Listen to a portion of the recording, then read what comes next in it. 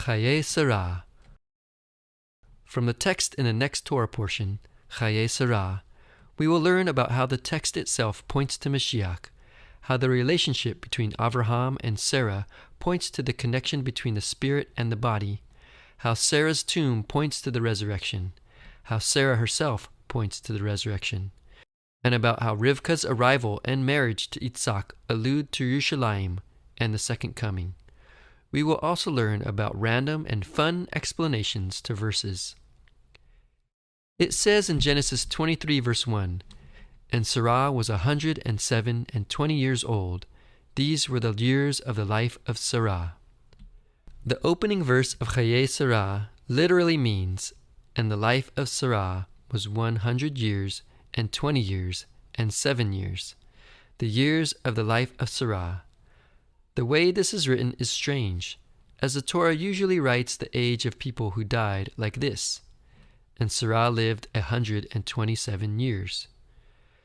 The Midrash explains that this is because when Sarah was 100 years old, she was as beautiful and young as a 20-year-old, and when she was 20 years old, she was as innocent as a 7-year-old.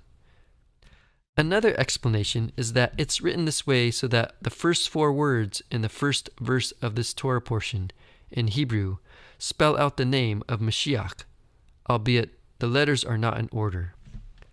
One explanation as to why the verse says the life of Sarah twice is to allude to the first life and the second life. A part of Genesis 23 verses 2 through 3 says, "Avraham came to mourn for Sarah and to weep for her, and Avraham stood up from before his dead."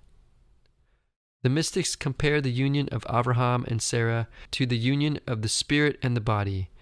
In this analogy, Avraham is compared to the spirit, and Sarah is compared to the body. Sarah brought on Avraham's spiritual aspirations into the physical world through the birth of Yitzhak. When Sarah died, Avraham grieved over her for a time, but then he rose from beside her. The mystics say that when a person dies, the spirit lingers next to the body to grieve it, but then it rises up to paradise. Although God had promised the entire land of Canaan to Avraham and his descendants, at the time of Sarah's death, Avraham didn't own any part of Canaan, and he negotiated with the local Canaanites to find a burial cave for his wife.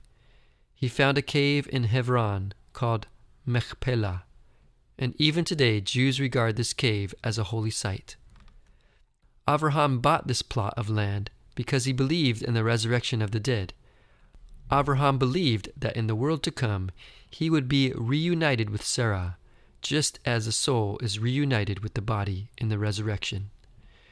In addition to the resurrection, Jewish tradition also relates the cave of Machpelah to the Garden of Eden and eternal life.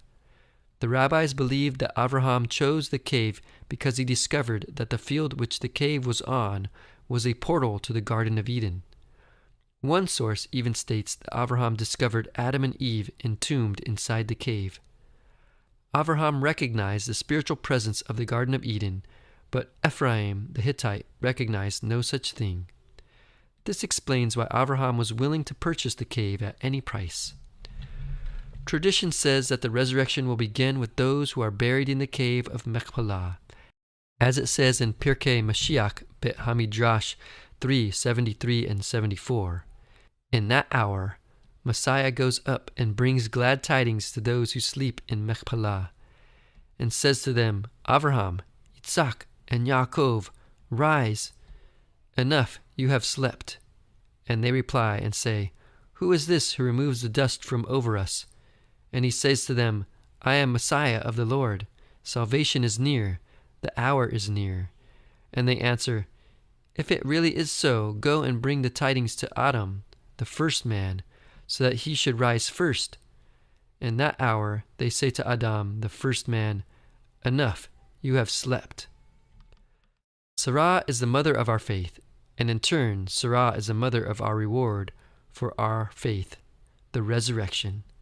As it says in Safat Emet in Yachut Mashiach, Chayei Sarah 21, Adam and Eve brought death to the world, but Avraham and Sarah brought the resurrection of the dead to the world.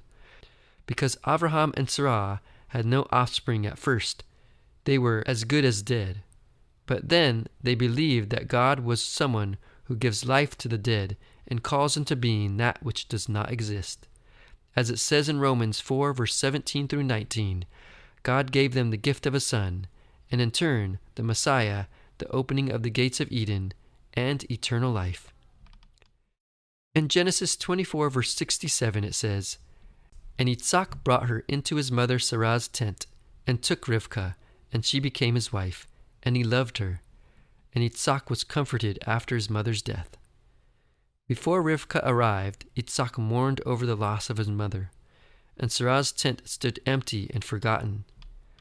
According to the rabbis, Rivkah's presence in Sarah's tent rekindled the life and the miracles that had ceased after Sarah's death, as it says in Genesis Rabbah 60, verse 16.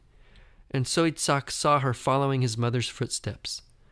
Rivkah's arrival comforted Yitzhak because she was worthy to carry on his mother's legacy.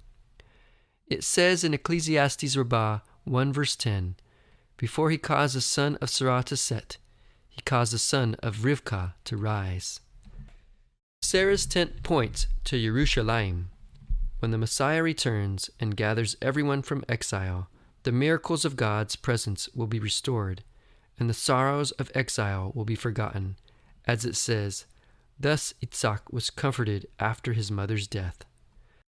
The text of Chayei Sarah points to Mashiach. The relationship between Avraham and Sarah points to the connection between the spirit and the body. Sarah's tomb points to the resurrection. Sarah herself points to the resurrection.